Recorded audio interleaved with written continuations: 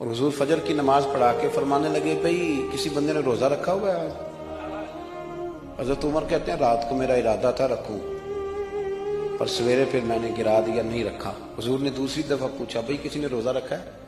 تو حضرت صدیق کے اوپر نے ہاتھ کھڑا کیا، عرض کی یا رسول اللہ میں نے رکھا ہوا۔ آپ حکم نہ دیتے تو نہ بتاتا، پر روزہ رکھنا بھی آپ نے توجہ دلائی ہے تو حکم بھی آپ کا بتاؤ تو بتا دیا۔ حضرت عمر کہتے ہیں حضور نے فجر کی نماز پڑھائی، فجر کی۔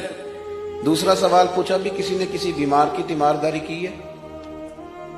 تو حضرت عمر کہتے ہیں میں نے فٹافٹ عرض کی یا رسول اللہ ابھی تو نماز فجر پڑھی ہے، اب گھر جائیں گے تو تیمارداری کریں گے۔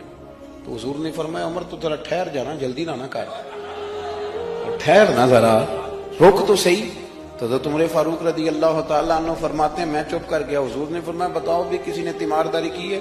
تو صدیق اکبر نے ہاتھ کھڑا کیا، عرض کی یا رسول اللہ عبد الرحمن بن عوف رضی اللہ تعالیٰ عنہ 2-3 دن سے نماز پڑھنے نہیں آ رہے تھے، رات میں نے پتہ کرایا تو پتہ چلا بیمار ہے، اور حضور مجھے یہ بھی پتہ ہے وہ میرا یار ہے، مجھے پتہ ہے رات کو جلدی سوچا پر تہجد میں ضرور اٹھتا ہے۔ تو حضور میں بھی ذرا فجر کے وقت جلدی اٹھا ہوں تو فجر میں آنے سے پہلے عبد الرحمن ابن عوف کی تیمارداری کر کے آیا ہوں۔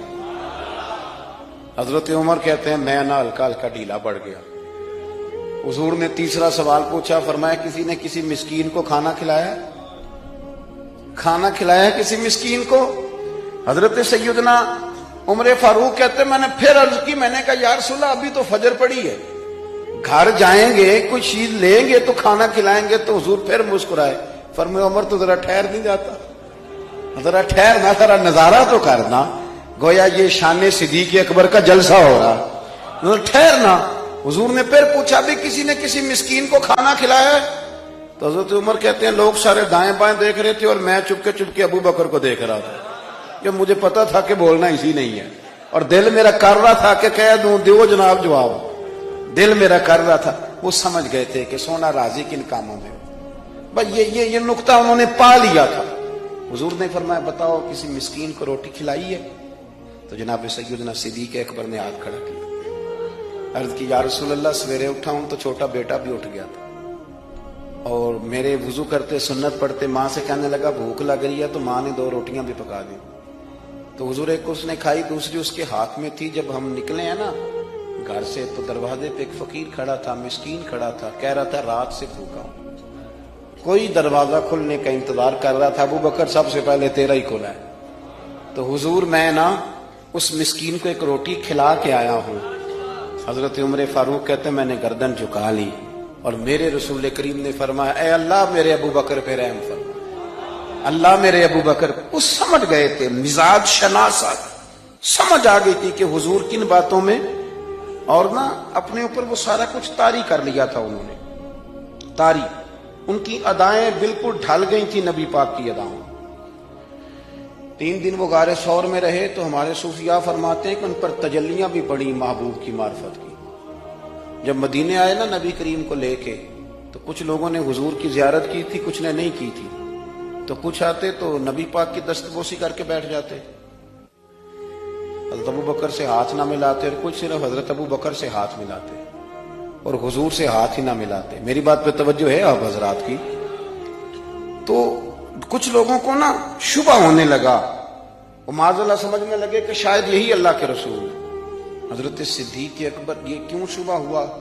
تو ہمارے محدثین فرماتے ہیں کہ ابو بکر صدیق بولتے بھی اس طرح تھے جو میرے نبی پاک کا طریقہ، بیٹھتے بھی اس طرح تھے جو رسول پاک کا طریقہ۔